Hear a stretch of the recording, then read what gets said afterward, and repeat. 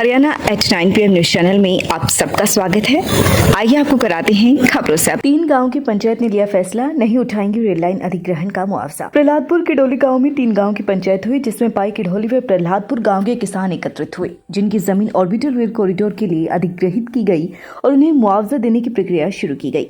लेकिन संबंधित किसान मुआवजा राशि को लेकर असंतुष्ट हैं। किसानों का कहना है कि मौके पर जमीनों का रेट 3.5 करोड़ से 5 करोड़ प्रति एकड़ है, लेकिन सरकार उन्हें बहुत कम मुआवजा दे रही है। इसलिए तीनों गांव की पंचायत ने फैसला किया है कि वे इस मुआवजे को नहीं लेंगे और किसी भी तरह का निर्माण नहीं होने देंगे, क्योंकि ये बहुत कम मुआवजा है, जो कि केवल 80 से 90 लाख रुपए प्रति एकड़ मुआवजा दिया जा रहा है, जबकि रेट खरकुदा एरिया में कहीं भी नहीं है। इसलिए उन्होंने सरकार से मांग की है कि कमर्शियल रेट के मुताबिक उन्हें मुआवजा दिया जाए, ताकि किसान कहीं और जाकर अपनी जमीन खरीद सके। इस मौके पर 3 गांव की पंचायत में नरेंद्र कुमार, विजय कुमार, सुखबीर, नरपाल, वेद प्रकाश, मनोज, रेवती प्रकाश, मंगल राम, हंसराज, दयानंद, जय भगवान, राजेश, संतराम भी उपस्थित रहे, जिन्होंने फैसला लिया है कि तीनों गांव के किसान जमीन का मुआवजा नहीं उठाएंगे। उधर दूसरी तरफ समाज से रिटायर्ड इंस्पेक्टर राजेंद्र दहिया का कहना है कि किसानों को मौजूदा रेट जिस हिसाब से प्राइवेट लोग जमीन खरीद रहे हैं वो रेट दिया जाए, या फिर खरकुदा IMT में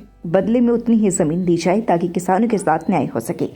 उन्होंने कहा कि IMT में सरकार 16 करोड़ प्रति एकड़ के हिसाब से जमीन बेच रही है, जबकि किसानों की जमीन केवल 80 लाख रुपए प्रति एकड़ खरीद रही है।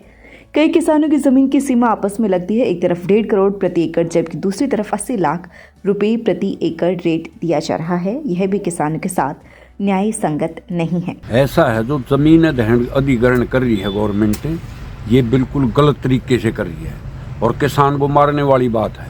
अब देखो सारा टूल है, वहाँ पर जाकर देखो इतनी सर्दी में कितनी जनसंख्या में लोग बैठे हैं धरने के ऊपर। दूसरा, आज 3 गाँव की पंचायत हुई है, प्रहलादपुर, कड़ोली और पाई की, इसी मुआवजे के एवज में मुआवजा गवर्नमेंट दे रही है। रोड के साथ, हाईवे के साथ जो रेलवे के लिए रिक्वायरमेंट करी है 80-85 लाख रुपए, जबकि गवर्नमेंट ने मारुति को पहले दिया 3 करोड़ का किला। जो स्कूल और हॉस्पिटल के लिए जो मारुति को ज़मीन दे रही, जो गवर्नमेंट ज़मीन दे रही है, वो दे रही है 40,000 रुपये गज, यानी 16 करोड़ का किला।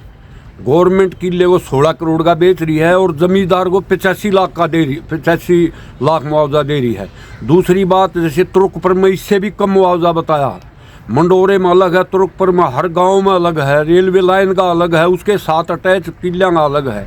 भाई इतनी अंधेर गर्दी तो नहीं होनी चाहिए। एक तरफ तो ये कह रहे हैं भाई हम किसान की आय डबल करेंगे, डबल तो मत करो, कम से कम किसान को वहाँ तो रहने दो जहाँ वो बेचारा बैठा था, जहाँ वो करके खा रहा था। इसमें डबल क्या कर रहे हैं, उसकी ज़मीन को फ्री के भाव लेकर 80-85 लाख में, और उसको 40,000 रुपये, 35,000, IMT में 30-35-40,000 रुपये कम से प्लॉट नहीं। और गवर्नमेंट ज़मीन देना चाहती है, IMT में इतनी ज़मीन बच रही है, ज़मीन रिक्वायरमेंट कर लो, वो किसान को दे दो, किसानी तैसी बनती है ये गवर्नमेंट। तो हमारी यही प्रार्थना इस गवर्नमेंट से कि पूरा मुआवजा दिया जाए।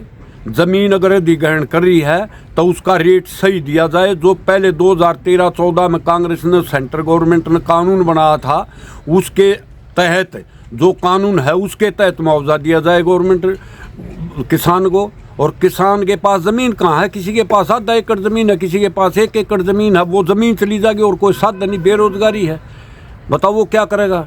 ज़मीन भी चली जाएगी, मुआवजा भी कुछ नहीं मिलेगा। क्या होता है, 80 लाख में तो 2 कमरे और 1 मकान भी नहीं बनता।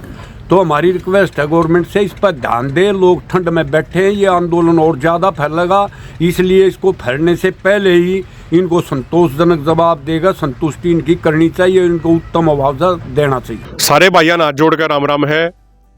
भाइयों, आज यहाँ पे कड़ोली के, प्रहलादपुर के, पाई के, बरौना के किसान भाई इकट्ठे हो रहे हैं, और जो मुद्दा है वो मुद्दा यो है कि KMP के साथ में जो रेलवे लाइन निकाली जा रही है, उस रेलवे लाइन के लिए जो किसानों की ज़मीन का अधिग्रहण किया जा रहा है, सरकार द्वारा बहुत कम मुआवजा सुनाया जा रहा है, और सभी नियम कानूनों को ताक पे रखते हुए किसानों की ज़मीन लूटने का काम सरकार द्वारा किया जा रहा है। भारत सरकार का ये नियम है कि नेशनल हाईवे के 4 एकड़ की चौड़ाई में यदि सरकार ज़मीन एक्वायरमेंट करेगी तो कलेक्टर रेट अपने आप 2 गुना हो जाएगा। जो यहाँ पे जितनी पहले ज़मीन की रजिस्ट्री होया करती, स्टाम्प ड्यूटी 200% ली जावे थी। 2018 का हरियाणा सरकार का गैजेट नोटिफिकेशन भी है कि केएमपी पे जो भी टोल लगे हैं, जो टोल लिया जाएगा, उनकी दर नेशनल हाईवे के अनुसार ही होगी। लेकिन अब सरकार ये कह रही है कि केएमपी तो नेशनल हाईवे ही नहीं है, जबकि तमाम ऐसे डॉक्यूमेंट तथ्य मौजूद हैं जो ये साबित करते हैं कि केएमपी तो नेशनल हाईवे से भी ऊपर है, ये एक्सप्रेसवे है। तो आज सारे भाइयों ने यहाँ पे ये पक्का निर्णय लिया है कि भाई जब तक हमारी मांगे पूरी नहीं होंगी, कोई भी किसान भाई मुआवजा नहीं उठावेगा, क्योंकि ये हमारे भविष्य को बचाने की लड़ाई है। सारे एकजुट होकर लड़ेंगे और इन भाइयों ने सबने ये विश्वास जताया है कि भाई आप सारे गांवों वाले भाइयों से बात करके कोई मजबूत निर्णय लो, और जहां भी धरना टेकना पड़ेगा, जहां भी पंचायत करनी पड़ेगी, सारे भाई तन मन धन से पूर्ण तरीके से सहयोग करेंगे। और जब तक हमारी मांगे पूरी नहीं होंगी, हमारी मांगे स्पष्ट है कि भाई कलेक्टर रेट को दोगुना किया जाए केएमपी को नेशनल हाईवे मानते हुए, और उसके बाद मुआवजा 2013 के भूमि अधिग्रहण कानून के अनुसार कलेक्टर रेट का 4 गुना किया जाए। यहाँ पे 5-5, 6-6 करोड़ का एक किला है, यहाँ पे 5-5, 6-6 करोड़ में भी नहीं मिलता, और सरकार 50-50 लाख में हमारी जमीन लूटना चाह रही है। तो इसलिए इन तमाम भाइयों ने आज ये वादा कराया है, इन तमाम भाइयों ने अपने भविष्य, अपने बच्चों के भविष्य को देखते हुए निर्णय लिया है कि जब तक मांगे पूरी नहीं होंगी, कोई भी भाई मुआवजा नहीं उठाओगा। और जैसा सारा भाईचारा मिलकर निर्णय ले होगा धरना देने का, आंदोलन लड़ने का, वो सारा निर्णय करेंगे और उसने पूरा करेंगे। हमारी पंजाब और हरियाणा के अलग जिलों के भाइयों से भी बात होगी, उन्होंने भी कहा हम पूरा समर्थन जरूर करेंगे। बहुत बहुत धन्यवाद। मैं नरेंद्र कुमार सन्नोफ होशियार सिंह, गांव पहलाजपुर कडोली से। हमारे यहाँ रेलवे के रिक्वायरमेंट संबंधित 3 गांव के लोगों की पंचायत, 3 गांव के लोग इकट्ठे हुए थे यहाँ पे, और हम सब लोगों ने मिलकर ये डिसीजन लिया है कि भाई जो गवर्नमेंट हमें मुआवजा दे रही है उससे हम असहमत हैं और उसको हम उठाएंगे नहीं। मैं विजय कुमार सन्नोफ बलदेव सिंह। हमारी ज़मीन जो है एक्वायरमेंट में चली गई रेलवे में। हमारी फिलहाल यहाँ पर 3 गांवों की पंचायत इकट्ठी हो रही है, लेकिन हम गवर्नमेंट के इस निर्णय से सहमत नहीं हैं जितना वो मुआवजा हमको दे रही है, क्योंकि जो वास्तविक रेट हमारे जो ज़मीनों के चल रहे हैं वे लगभग 3-3.5 करोड़ के आसपास चल रहे हैं, और गवर्नमेंट जो हमको मुआवजा दे रही है वो सारा 80-85 लाख के आसपास दे रही है। उसका हम लेकर करेंगे क्या? उसका कोई फायदा ही नहीं है लेने का। ऐसा कर हमारी जमीन है, हम किसी प्राइवेट आदमी को देते हैं जो हमको 3-3.5 करोड़ रुपये दे रहा है, तो गवर्नमेंट को देने से हमें फायदा क्या होगा? ठीक बात। ये तो जमींदारों को सरासर नाइंसाफी, जमींदारों के साथ नुकसान होगा ये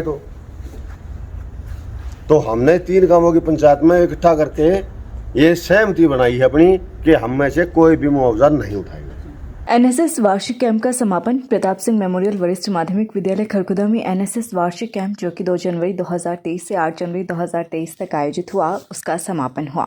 इस अवसर पर डॉक्टर दीपिका दहिया ने बच्चों को एनएसएस के महत्व के बारे में समझाया तथा जीवन में अच्छी आदतों को अपनाकर सफल होकर समाज के उत्थान में सहयोग देने के लिए प्रेरित किया।